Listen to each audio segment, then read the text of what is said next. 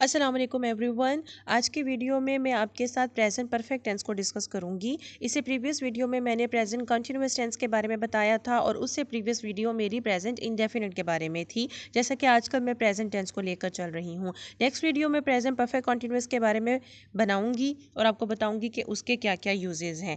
मैं अपनी वीडियोज़ में ज़्यादा फोकस ये करती हूँ कि आपने इस टेंस को यूज़ कैसे करना है। स्ट्रक्चर, हेल्पिंग वर्ब, वर्ब वगैरह जो है वो तो लाजमी होती हैं, पता होनी चाहिए। लेकिन इम्पॉर्टेंट क्या है? इम्पॉर्टेंट ये है कि आपको ये पता होना चाहिए आपने कौन सा टेंस किस सिचुएशन में यूज़ करना है। तो मैं आपके साथ आज इसके यूजेस शेयर करूँगी, फॉर्म ऑफ द वर्ब और हेल्पिंग वर्ब्स, स्ट्रक्चर और वो एडवर्ब्स डिस्कस करूँगी जो सिर्फ इस टेंस में यूज़ होते हैं। और मैं आपके साथ वो रूल्स डिस्कस करूँगी जो कि इस टेंस को यूज़ करने के हैं, कि इस टेंस को किन रूल्स के तहत यूज़ करना है। यूजेस मैं आपको बताऊंगी, इसके यूजेस क्या क्या हैं। ये सारे पॉइंट्स मैंने यहाँ पर मेंशन किए हुए हैं इसके यूजेस के, और इन तमाम पॉइंट्स को मैं वन बाय वन आपके साथ डिस्कस करूँगी और बड़ी ही डिटेल के साथ समझाऊंगी कि हर पॉइंट के बारे में आप लोग बिल्कुल क्लियर हो जाएं कि किस तरह से किस सिचुएशन में इस टेंस को यूज़ करना है। तो अगर आप स्क्रीनशॉट लेना चाहते हैं तो इस वक्त जो आपके सामने यूजेस की स्लाइड आ रही है, इसका स्क्रीनशॉट ले लें ताकि आपको पूरा होमवर्क जो है वो इसका मिल सके। इंशाल्लाह ताला मैं इसको डिस्कस करूंगी, लेकिन इसको डिस्कस करने से पहले मैं आप सबसे रिक्वेस्ट करती हूँ कि अगर आप मेरे चैनल पर न्यू हैं तो मेरे चैनल को सब्सक्राइब कर दीजिए, और अगर आपको वीडियो पसंद आती है तो शेयर, लाइक और कमेंट करना मत भूलिएगा। यूजेस डिस्कस करूंगी मैं आपके साथ, लेकिन पहले मैं आपको इसका स्ट्रक्चर, इसके हेल्पिंग वर्ब और वर्ब्स बता दूं। स्ट्रक्चर इसका क्या है? स्ट्रक्चर तो मैं आपको बताती हूँ, लेकिन स्ट्रक्चर से पहले मैं आपको ये बता दूं कि इसमें हेल्पिंग वर्ब्स कौन कौन से यूज़ होते हैं। इसमें हैज़ और हैव यूज़ होता है, ये इसके हेल्पिंग वर्ब्स हैं। प्रेजेंट परफेक्ट के हेल्पिंग वर्ब्स क्या हैं? हैज़ और हैव। और हैज़ किसके साथ यूज़ होता है और हैव किसके साथ यूज़ होता है वो भी मैं आपको बता देती हूँ। हैज़ यूज़ होता है ही, शी, इट और सिंगुलर नाउन के साथ। हैज़ एक्चुअली सिंगल के साथ यूज़ होता है। आपको पता है ही भी सिंगल, शी भी, इट भी, और सिंगुलर नाउन यानी किसी का नाम अगर एक होगा उसके साथ आपने हैज़ यूज़ करना है। लेकिन वी, दे, यू, आई और प्लूरल नाउन के साथ आपने हैव को यूज़ करना है। आपको पता है आई जो है ये एक्सेप्शनल है। जैसे आपने प्रेजेंट इंडेफिनिट टेंस भी पढ़ा था तो उसमें मैंने आपको ये बताया था कि आई के साथ जो है आप यही वाले यानी वी, दे, यू, आई और प्लूरल नाउन के साथ आप डू यूज़ करते हैं, और ही, शी, इट और सिंगुलर नाउन के साथ आप डज यूज़ करते हैं।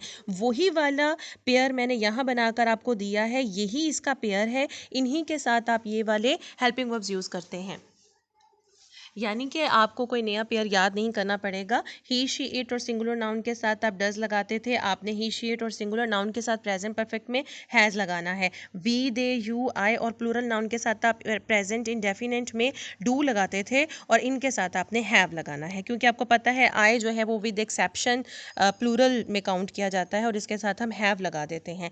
वर्ब कौन सी आती है इसमें? Third form of the verb use होती है। ये बात याद रख लें, आपके प्रेजेंट परफेक्ट टेंस में हैज़ और हैव यूज़ होता है, ये इसके हेल्पिंग वर्ब्स है। Third form of the verb use होती है। हैज़ लगता है ही, शी, इट और सिंगुलर नाउन के साथ, और हैव लगता है वी, यू, दे, आई और प्लूरल नाउन के साथ।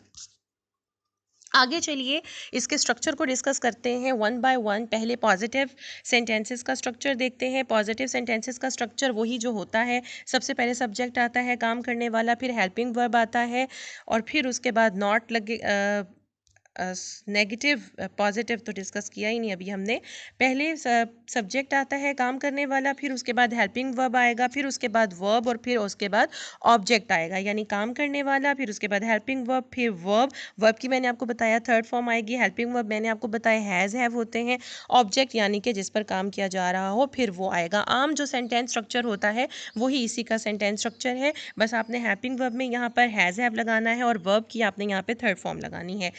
We have finished our work. तो यहाँ ये वी सब्जेक्ट है जो काम कर रहा है। हैव मैंने आपको बताया वी के साथ हैव लगेगा।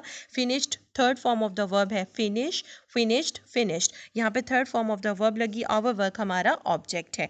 She has drawn a picture, यहाँ पे शी के साथ मैंने आपको बताया था हैज़ आता है, तो यहाँ आपने हैज़ लगाया, ड्रॉन आपने वर्ब की थर्ड फॉर्म लगाई, और पिक्चर जो है वो ऑब्जेक्ट है। क्या उसने ड्रॉ किया? उसने पिक्चर जो है वो ड्रॉ की है, तो पिक्चर ऑब्जेक्ट है जो कि ऑब्जेक्ट की जगह पर आ गया। अब चलते हैं नेगेटिव सेंटेंसेस की तरफ। सब्जेक्ट, हेल्पिंग वर्ब, वर्ब, और हेल्पिंग वर्ब और वर्ब के दरमियान में आपने लगाना होता है, इनके दरमियान में आपने लगाना होता है नॉट। हेल्पिंग वर्ब और वर्ब के दरमियान में वर्ब आ जाएगा, फिर ऑब्जेक्ट आ जाएगा। I have not red Harry Potter, यानी कि उसने अभी तक जो है वो ये नहीं पढ़ा है। We have not wash the dishes, we subject, have helping verb, not washed, wash की थर्ड फॉर्म, और द डिशेज यहाँ पे ऑब्जेक्ट है। क्या धोया उसने डिशेज यानी बर्तन धोए हैं। तो ये इसका नेगेटिव सेंटेंसेस का स्ट्रक्चर है, जिसमें सब्जेक्ट आएगा, हेल्पिंग वर्ब, नॉट वर्ब, और फिर उसके बाद ऑब्जेक्ट आ जाएगा। सिंपल जो नेगेटिव सेंटेंसेस का स्ट्रक्चर होता है, इसका भी वही है। आपने हेल्पिंग वर्ब की जगह हैज़ हैव लगा देना है और वर्ब की आपने थर्ड फॉर्म यूज़ करनी है।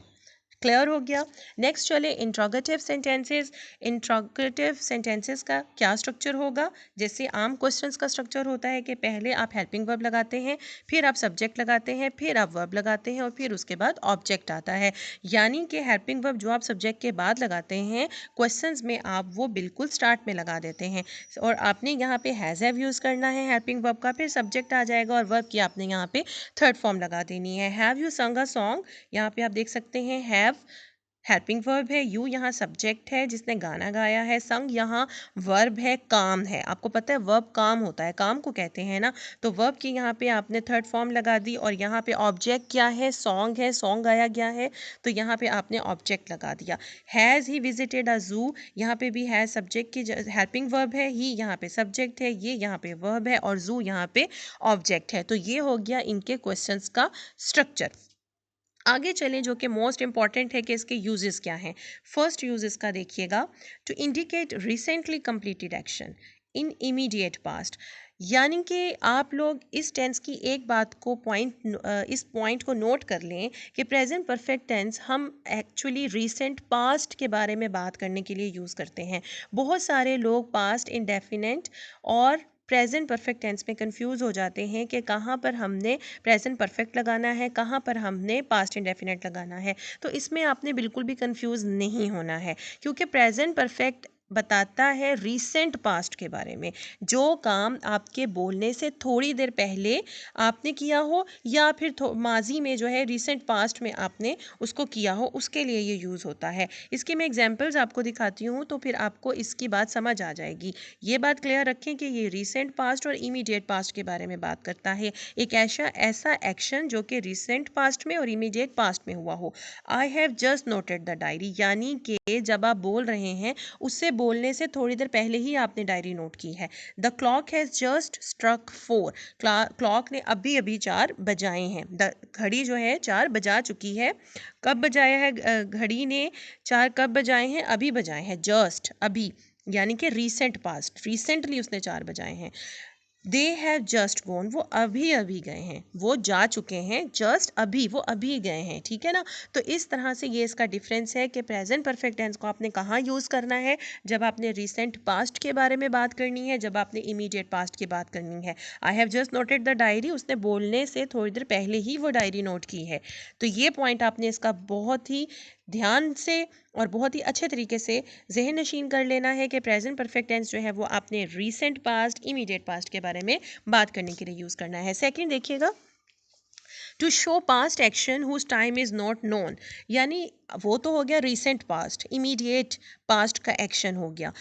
अब एक ऐसा पास्ट का ही एक्शन जिसका टाइम हमें नहीं पता कि आपने वो कब काम किया, वो एक्शन आपने कब किया, यानी है वो पास्ट का एक्शन। ये भी आपके पास्ट का एक्शन था, लेकिन ये इमीडिएट पास्ट का एक्शन था, रीसेंट पास्ट का एक्शन था।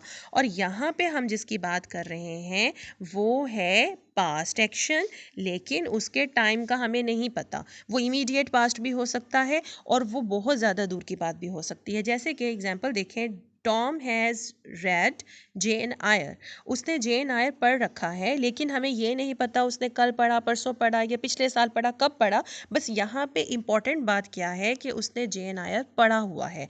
जब ये वाली बात इम्पॉर्टेंट हो जाएगी, एक्शन इम्पॉर्टेंट हो जाएगा, टाइम इम्पॉर्टेंट नहीं होगा, हमें नहीं पता उसने किस टाइम पर वो नॉवेल पढ़ा है, इनडेफिनेट टाइम है, तो हमने इस टेंस को यूज़ करना है। ये पास्ट की बात, लेकिन ये काम इसमें परफेक्शन का एलिमेंट है, मुकम्मल हो चुका है ये, और ये पास्ट का ही एक्शन है, लेकिन हमें उसके टाइम का नहीं पता, इनडेफिनेट टाइम है। यानी कि जब कोई एक्शन पास्ट में हो लेकिन इनडेफिनेट टाइम हो तब भी हमने प्रेजेंट परफेक्ट टेंस लगाना है। क्लियर हो गया? है वो पास्ट का एक्शन और उसके टाइम का नहीं पता, इनडेफिनेट टाइम है, तो आपने फिर प्रेजेंट परफेक्ट टेंस लगाना है। यानी कि टॉम जेन आयर पढ़ चुका है लेकिन कब पढ़ा है ये हमें नहीं पता, तो आपने यही लगाना है। हाँ, जब आपको पता होगा कि उसने कब पढ़ा था वो, फिर आप पास्ट इंडेफिनेट लगा सकते हैं। जैसे कि फ़र्ज़ करें कि उसने पिछले साल ये पढ़ा था नॉवेल, तो आप ये कहेंगे टॉम रेड जेन आयर लास्ट ईयर। तो यहाँ पे ये बात आपको क्लियर हो जानी चाहिए कि कहाँ प्रेजेंट परफेक्ट यूज़ करना है, कहाँ पास्ट इंडेफिनेट यूज़ करना है। ऐसा पास्ट एक्शन जिसका टाइम इनडेफिनेट हो, जिसके टाइम का आपको नहीं पता, उसके बारे में बात करने के लिए, और वो परफेक्ट हो चुका है, मुकम्मल हो चुका है, उसके बारे में बात करने के लिए आपने प्रेजेंट परफेक्ट यूज़ करना है। लेकिन एक ऐसा एक्शन जो कि पास्ट में हुआ और आपको उसके टाइम का भी पता है, तो फिर आपने पास्ट इंडेफिनेट यूज़ करना है। जैसे कि मैंने आपको यहाँ एग्जांपल भी दी, I have been to London. ठीक है, यानी कि वो लंदन जा चुका है लेकिन टाइम का नहीं पता या उसने बताया नहीं है, आप टाइम की वहाँ बात नहीं कर रहे, आपने सिर्फ ये कहा कि वो लंदन जा चुका है। तो इनडेफिनेट टाइम है, टाइम का नहीं पता है, या टाइम इतना इंपॉर्टेंट नहीं है, यहाँ पे एक्शन ज़्यादा इंपॉर्टेंट है, उसका वहाँ जाना इंपॉर्टेंट है। पॉइंट, बात ये क्लियर हो रही है कि वो लंदन जा चुका है, तो हम प्रेजेंट परफेक्ट को यूज़ करेंगे। लेकिन अगर वो कहे कि मैं जो है 2 दिन पहले लंदन गया हूँ, तो फिर आपने पास्ट इंडेफिनिट यूज़ करना है। फिर वो कहेगा I went to London 2 days ago, या फिर I went to London last year. Clear हो गई ये बात? जब आप टाइम को मेंशन करेंगे फिर आप पास्ट इंडेफिनिट को यूज़ करेंगे, और जब टाइम नहीं पता लेकिन वो पास्ट का ही एक्शन है, फिर आप उसको प्रेजेंट परफेक्ट में डिस्कस करेंगे। I hope I clear my point. Next देखिएगा, थर्ड यूज इसका, to talk about past events when their effect in present is more important than the action itself. ऐसे इवेंट्स की बात करना जो कि पास्ट इवेंट है लेकिन उसका जो इफेक्ट है वो ज़्यादा इम्पॉर्टेंट है बजाय कि उस एक्शन के, यानी कि उसका रिजल्ट ज़्यादा इम्पॉर्टेंट है वो पास्ट इवेंट, पास्ट एक्शन, लेकिन वो एक्शन इतना इम्पॉर्टेंट नहीं है, उसका नतीजा ज़्यादा इम्पॉर्टेंट है। जब हम उसके नतीजे की बात करना चाहते हों, पास्ट एक्शन से ज़्यादा हमारा फोकस उस इवेंट पे, उस इवेंट के नतीजे पर हो, फिर हमने प्रेजेंट परफेक्ट टेंस को यूज़ करना होता है। एग्जाम्पल देखें, I have cut my finger, यानी कि आपकी उंगली कट गई है। अब वो उंगली का कटना इतना इम्पॉर्टेंट नहीं है, अब आप उसके रिजल्ट, उसके इफ़ेक्ट की बात करना चाहते हैं। उसका इफ़ेक्ट क्या है कि अब ब्लीडिंग हो रही है। I have cooked the food, मैंने खाना पका लिया है, मैं खाना पका चुका हूँ, तो फिर अब क्या, you can eat it now, अब आप उसे खा सकते हैं। तो फोकस आपका उसके इफ़ेक्ट, उसके रिजल्ट पे है, एक्शन पे इतना नहीं है। तो ऐसे पास्ट इवेंट्स को डिस्कस करने के लिए जिसके एक्शन से ज़्यादा इफ़ेक्ट का जो है, इफ़ेक्ट ज़्यादा इंपॉर्टेंट हो, इफ़ेक्ट पर ज़्यादा फोकस हो, तो आपने प्रेजेंट परफेक्ट टेंस को यूज़ करना है। इसका फोर्थ यूज़ देखें, उन एक्शंस के बारे में भी इसको यूज़ किया जाता है जो कि पास्ट का ही है, पास्ट में कंप्लीट भी हो गया, लेकिन क्या है, मे हैपन अगेन, वो दोबारा भी हो सकता है। ऐसे एक्शन जो पास्ट में कंप्लीट हो गए और दोबारा भी हो सकते हैं, उनके लिए भी आपने प्रेजेंट परफेक्ट यूज़ करना होता है। कैसे? He has written a lot of stories, मतलब वो शख्स लिखता ही स्टोरीज होगा, वो बहुत सारी स्टोरीज लिख चुका है, तो इसका मतलब क्या है, इसमें ये पॉसिबिलिटी है कि वो दोबारा भी स्टोरीज लिखेगा। इट मे हैपन अगैन, ये दोबारा भी हो सकता है, वो दोबारा भी स्टोरीज लिखेगा। तो इस तरह के एक्शंस के बारे में भी बात करने के लिए आपने इसी टेंस को यूज़ करना है। फिफ्थ यूज़ देखें इसका, to refer to the actions of incomplete period, to refer to the actions of incomplete period, यानी कि वो पीरियड जो मुकम्मल नहीं हुआ उसके एक्शन की बात करने के लिए भी आपने प्रेजेंट परफेक्ट को यूज़ करना है। लेट्स सपोज, एग्जांपल देखें पहले, the milkman has not come yet, अभी तक नहीं आया। इस ऐसे जो सेंटेंसेस होते हैं ना जिसमें आपने इनकम्प्लीट पीरियड की बात करनी होती है, इस तरह के सेंटेंसेस के लिए आपने येट का भी साथ में इस्तेमाल करना होता है। ठीक है, ये वाला जो मैं आपको यूज़ बता रही हूँ प्रेजेंट परफेक्ट का, अगर आप इस सिलसिले में प्रेजेंट परफेक्ट को यूज़ करना चाहते हैं, इनकम्प्लीट पीरियड के एक्शन की बात करना चाहते हैं, तो फिर आपने साथ येट भी लगाना होता है। लेट्स सपोज जो मिल्कमैन है वो 9 से 10 बजे के दरमियान आता है, ठीक है, 9 से 10 बजे के दरमियान वो आ जाता है। लेकिन वो आप 9:30 ये बात कर रहे हैं या 9:45 ये बात कर रहे हैं कि मिल्कमैन अभी तक नहीं आया, तो फिर आप कहेंगे the milkman has not come yet. फिर आप प्रेजेंट परफेक्ट टेंस यूज़ करेंगे। लेकिन अगर 10 बज गए, अब 10:15 हो गए हैं या 11 बज गए हैं या उससे भी ज़्यादा टाइम हो गया है, तो अब वो पीरियड कंप्लीट हो चुका है। यानी कि इनकम्प्लीट पीरियड तब होगा जब आप 9 से 10 बजे के दरमियान ये बात करेंगे। जब आप, क्योंकि वो मिल्कमैन 9 से 10 बजे के दरमियान में आता है। अगर आप 9 और 10 बजने के दरमियान में ये बात करेंगे तो आप प्रेजेंट परफेक्ट यूज़ करेंगे येट के साथ। लेकिन अगर आप 10 बजे के बाद ये वाली बात करते हैं कि मिल्कमैन नहीं आया, तो फिर वो पीरियड कंप्लीट हो चुका। 10 बजे तक वो आ जाता है लेकिन अभी वो नहीं आया, तो यहाँ पे तो इनकम्प्लीट पीरियड होगा ना अगर आप 9 और 10 के दरमियान ये बात करेंगे। लेकिन 10:15 पर ये वाला पीरियड अब कंप्लीट हो चुका है। जब पीरियड इनकम्प्लीट होगा तो फिर आप प्रेजेंट परफेक्ट टेंस यूज़ करेंगे। लेकिन जब पीरियड कंप्लीट हो चुका, अब आप क्या यूज़ करेंगे? अब आप यूज़ करेंगे indefinite tense, past indefinite tense. फिर आप कहेंगे the milkman did not come yet. यहाँ पे आपने क्या कह दिया? वो आया ही नहीं है आज। तो फिर आप क्या कहेंगे? The milkman did not come today, या जिस तरह से भी आप कहेंगे, आप ये कहेंगे द मिल्कमैन डिडंट कम। लेकिन अगर वो इनकम्प्लीट पीरियड के दरमियान आप ये बात करते हैं तो फिर आप प्रेजेंट परफेक्ट टेंस को यूज़ करेंगे। दूसरी एग्जांपल भी देखें, द बेल हैज़ नॉट रंग येट। अभी तक बेल नहीं बजी है, लेकिन अभी बेल बजने का जो टाइम था वो भी ख़त्म नहीं हुआ है, अभी आप उसी टाइम के अंदर हैं। अब अभी आप इनकम्प्लीट पीरियड के दरमियान में खड़े हैं, इसलिए आपने प्रेजेंट परफेक्ट टेंस यूज़ किया और ये कहा कि बेल अभी तक नहीं बजी। येट का यूज़ यहाँ पे ज़रूरी है। लेकिन अगर वो टाइम से ऊपर चला जाएगा, पीरियड कंप्लीट हो जाएगा, फिर आप पास्ट इंडेफिनिट यूज़ करेंगे और आप कहेंगे the bell did not ring. I hope I am clear now. अगला इसका यूज़ देखें, to refer to the actions beginning in the past and continuing up to the present moment. यानी past में वो एक्शन शुरू हुआ और वो प्रेजेंट में भी आ गया, यानी पास्ट से होता हुआ वो कंटिन्यू रहा, जारी रहा प्रेजेंट मोमेंट तक। लेकिन इस तरह के सेंटेंसेस में सिंस और फॉर का यूज़ ज़रूरी है। एग्जाम्पल देखें, क्लियर हो जाएगा। We have been in this college for 10 years, यानी इस कॉलेज में हम 10 साल से हैं। तो आपने देखें यहाँ पे 10 लगाया 4 ईयर्स के साथ, और हैव बीन लगाया, प्रेजेंट परफेक्ट टेंस को यूज़ किया क्योंकि आप पहले पास्ट में उसको पढ़ रहे थे और अब प्रेजेंट मोमेंट में भी वो अमल आपका जारी है, अभी तक आप वहाँ पढ़ रहे हैं। I have not seen him for many years, for many months, मैंने बहुत महीनों से उसको नहीं देखा। तो यहाँ भी आपने प्रेजेंट परफेक्ट टेंस यूज़ किया, यानी आपने पहले नहीं देखा था और अब वो वाला जो एक्शन है वो कंटिन्यू हुआ है up to the present moment. अब मैं आपको ये सारे पॉइंट्स क्लियर कर दूं तो आप ये देखेंगे कि प्रेजेंट परफेक्ट टेंस जो है वो भी तकरीबन उन एक्टिविटीज़ को डिस्कस करता है जो कि या तो रिसेंट पास्ट में हुए हैं या इनकम्प्लीट पास्ट में हुए हैं। रिवाइज कर लें इसके यूजेस को।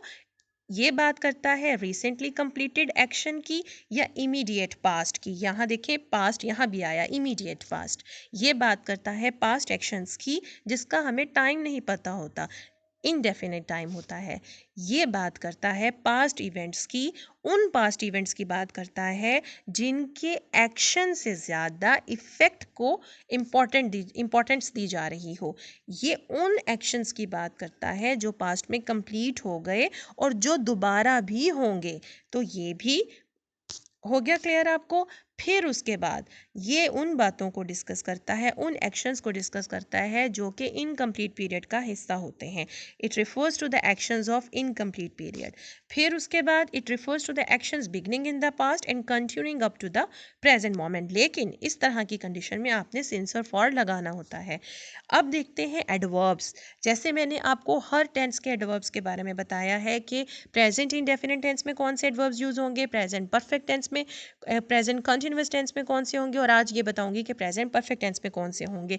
तो ये आपको, अगर आप कहीं कोई टेस्ट देने जाएं जॉब के लिए, कोई एनटीएस देते हैं आप, या कोई भी पब्लिक सर्विस कमीशन के लिए कोई टेस्ट देने जाते हैं, तो आपको ये वाली चीज़ें बहुत आती हैं। वहाँ पे इंग्लिश के पेपर में वो पूछते हैं, आपको एक सेंटेंस दे देंगे, ब्लैंक दे देंगे, जस्ट लगाना है, या यहाँ पे येस्टरडे आएगा, यानी कि सेंटेंस होगा वो प्रेजेंट परफेक्ट का, और आगे वो आपको एडवर्ब्स दे देंगे, प्रेजेंट इंडेफिनिट का भी, प्रेजेंट कंटिन्यूअस का भी, प्रेजेंट परफेक्ट परफेक्ट का भी आपको कहेंगे कि यहाँ पे करेक्ट एडवर्ब लगाएं, तो हमारे बच्चों को ये नहीं पता होता कि टेंस जो है उनमें कुछ ये स्पेसिफाई किया जाता है कि कौन से टेंस में कौन से एडवर्ब्स लगते हैं। हर टेंस में हर एडवर्ब नहीं लग सकता। जैसे कि अगर आपको वो दे दें I have dash noted the diary, और वहाँ पे आपको वो कुछ एडवर्ब्स दे देते हैं, तो आप उसमें से एडवर्ब चूज़ करके वहाँ पे फिर लगा देते हैं। तो ये वो एडवर्ब्स हैं जो कि आपको स्क्रीन पर नज़र आ रहे हैं, जो कि प्रेजेंट परफेक्ट टेंस में ही यूज़ होते हैं। कैसे? क्योंकि ये अपनी उसकी नोयत की वजह से इसमें यूज़ होते हैं। इसमें एक्शन की नोयत ऐसी होती है, हर टेंस के एक अपना रूल है, हर टेंस के अपने एक्शन की नोयत है, जिसके तहत कुछ एडवर्ब्स टेंस बाउंड हो जाते हैं कि ये एडवर्ब इसी टेंस में यूज़ होंगे। जैसे कि जस्ट इस टेंस में यूज़ होता है, आई have just noted the diary, मैंने यानी अभी डायरी लिखी है, मैं अभी अभी डायरी लिख चुका हूँ। नेवर, कभी भी नहीं, ये भी सिर्फ प्रेजेंट परफेक्ट टेंस में यूज़ होता है।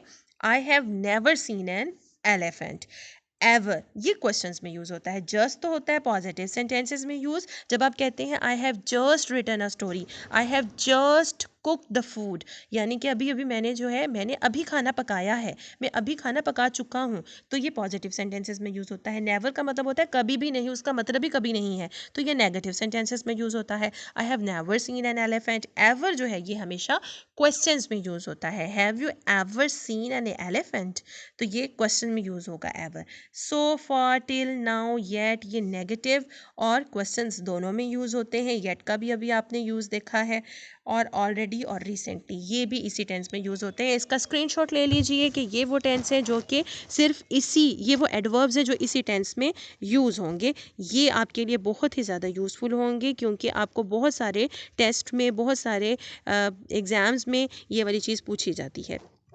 अगर आपको वीडियो पसंद आई है, लाइक कर दें, शेयर कर दें, अच्छे अच्छे से कमेंट कर दें, शेयर ज़रूर कीजिएगा ताकि बाकी लोगों तक भी मेरी वीडियो पहुंच सके। और अगर मेरे चैनल को अभी तक सब्सक्राइब नहीं किया तो सब्सक्राइब माय यूट्यूब चैनल। मिलेंगे इंशाल्लाह एक नई वीडियो के साथ, एक नए टॉपिक के साथ। टेक केयर, अल्लाह हाफिज़।